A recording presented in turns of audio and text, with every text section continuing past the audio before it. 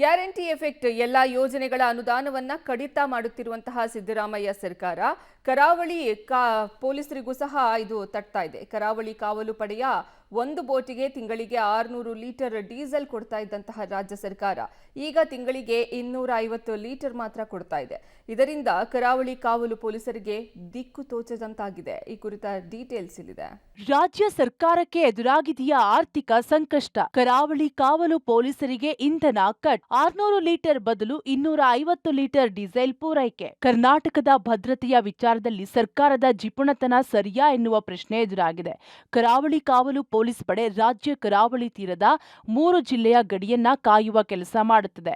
ಸಮುದ್ರದ ಮೂಲಕ ನಡೆಯಬಹುದಾದ ಸಂಭಾವ್ಯ ಅನಾಹುತ ತಡೆಯೋದು ಇಲಾಖೆಯ ಕೆಲಸ. ಅಕ್ರಮ ನಡೆಯದಂತೆ, ಕಾನೂನು ಬಾಹಿರ ಕೃತ್ಯಗಳು ಸಮುದ್ರ ಮುಖೇನ ಘಟಿಸದಂತೆ ಎಚ್ಚರಿಕೆ ವಹಿಸಬೇಕಾಗುತ್ತದೆ. ಕೇರಳ ಗಡಿಯಿಂದ ಗೋವಾ ಗಡಿವರೆಗೆ ಜವಾಬ್ದಾರಿ ಇದೆ. ಸರ್ಕಾರದ ಹೊಸ ಆದೇಶ ಕರಾವಳಿ ಕಾವಲು ಪಡೆ ಬಳಸೋ ವಾಹನಗಳಿಗೆ ನೀಡಲಾಗುತ್ತಿದ್ದ ಇಂಧನ ಪ್ರಮಾಣವನ್ನ ಕಡಿತಗೊಳಿಸಿದೆ. ಬೋಟ್ಗೆ ಮಾಸಿಕ 600 ಲೀಟರ್ ಇಂಧನ ಪೂರೈಕೆ ಮಾಡಲಾಗುತ್ತಿತ್ತು. ಈ ಪ್ರಮಾಣವನ್ನ ಇದೀಗ ಕೇವಲ 250 ಲೀಟರ್ ಮಾತ್ರ ಸೀಮಿತಗೊಳಿಸಲಾಗಿದೆ.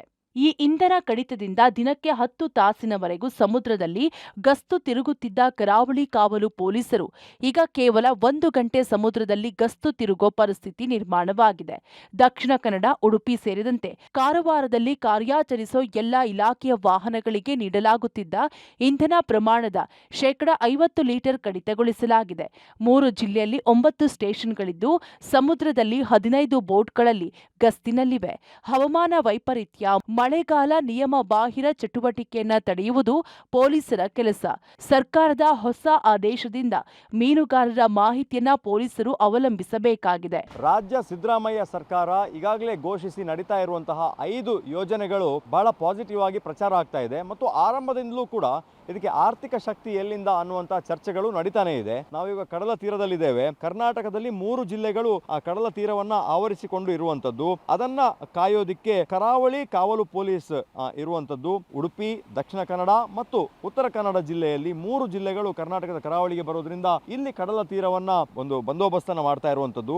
ಇವರಿಗೆ ಬೋಟ್ಗಳಿಗೆ 600 ಲೀಟರ್ ಡೀಸೆಲ್ ಅನ್ನ ಅಂದ್ರೆ ಇಂಧನವನ್ನ ಪೂರೈಕೆಯನ್ನ ಮಾಡ್ತಾ ಇತ್ತು ಸರ್ಕಾರ. ಆದ್ರೆ ಏಕಾಏಕಿ ಒಂದೆರಡು ತಿಂಗಳಿಂದ ಇದನ್ನ ಕೇವಲ 250 ಲೀಟರ್ಗೆ ಇಳಿಸಿದ್ದಾರೆ. ಅಂದ್ರೆ ಅರ್ಧಕ್ಕಿಂತ ಕಮ್ಮಿ. 600 ಲೀಟರ್ ಬರ್ತಾ ಇತ್ತು ಒಂದು ಬೋಟ್ಗೆ, ಆದ್ರೆ 200 ಲೀಟರ್ ಸಪ್ಲೈ ಮಾಡ್ತಾ ಇರುವಂತದ್ದು. ಇದರಿಂದಾಗಿ ಗಸ್ತು ತಿರುಗುವಂತಹ ಕೋಸ್ಟಲ್ ಪೊಲೀಸ್ನವರಿಗೆ ಬಹಳಷ್ಟು ಸಮಸ್ಯೆ ಆಗಿದೆ. ಅಂದ್ರೆ ಅವರು ದಿವಸಕ್ಕೆ 8 ರಿಂದ 10 ತಾಸಿನವರೆಗೂ ಕೂಡ ಸಮುದ್ರದಲ್ಲಿ ಗಸ್ತನ್ನು ತಿರುಗ್ತಾ ಇದ್ರು ಮತ್ತು ಬೇಸಿಗೆಯಲ್ಲಿ ಸ್ವಲ್ಪ ಗಸ್ತಿನ ಅವಧಿ ಕಡಿಮೆ ಇದ್ರೂ ಕೂಡ ಅದನ್ನ ಮಳೆಗಾಲದಲ್ಲಿ ಮತ್ತು ಕೆಲವು ದಿನಗಳಲ್ಲಿ ಯಾವಾಗ ಅವರು ಕರಾವಳಿ ಕಾವಲು ಪಡೆ, ಅದರ ಜೊತೆಗೆ ಕೋಸ್ಟ್ ಗಾರ್ಡ್, ನೇವಿ ಇವರ ಬೇರೆ ಬೇರೆ ಚಟುವಟಿಕೆಗಳು, ಕಾರ್ಯಾಚರಣೆಗಳು ಇರ್ತದೆ, ಈ ಸಂದರ್ಭದಲ್ಲಿ ಅದನ್ನ ಬಳಕೆ ಮಾಡ್ತಾ ಇದ್ರು. ಆದ್ರೆ ಈಗ ಅದನ್ನ ಪೂರ್ಣವಾಗಿ ಕಡಿಮೆ ಮಾಡಿರುವುದರಿಂದ ದಿವಸಕ್ಕೆ 1-2 ಗಂಟೆಗಳು ಮಾತ್ರ ಗಸ್ತು ತಿರುಗುವಂತಹ ಸಾಧ್ಯತೆ ಕಂಡು ಬರ್ತಾ ಇದೆ. ರಾಜ್ಯದ ಭದ್ರತೆಯ ದೃಷ್ಟಿಕೋನದಿಂದ ಸರ್ಕಾರದ ನಿರ್ಧಾರ ಸರಿಯಲ್ಲ. ಪುನರ್ ಪರಿಶೀಲನೆ ನಡೆಸಬೇಕಾದ ಅಗತ್ಯತೆ ಇದೆ. ಸರ್ಕಾರಕ್ಕೆ ಆರ್ಥಿಕ ಸಂಕಷ್ಟ ಎದುರಾಗಿದೆ ಎಂಬ ಪ್ರಶ್ನೆ ಕೇಳಿ ಬರುತ್ತಿದೆ. ಚೇತನ್ ಜೊತೆ ದೀಪಕ್ ಜೈನ್, ಪಬ್ಲಿಕ್ ಟಿವಿ, ಉಡುಪಿ.